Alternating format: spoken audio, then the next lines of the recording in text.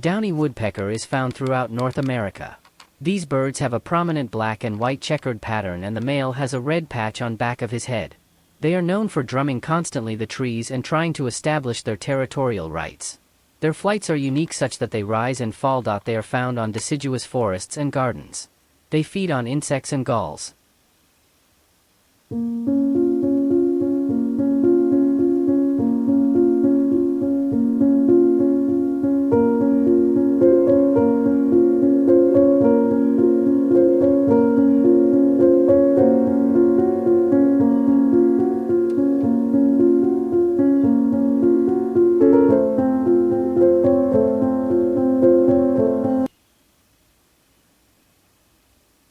They are highly adaptable, so much so they live in urban and rural areas.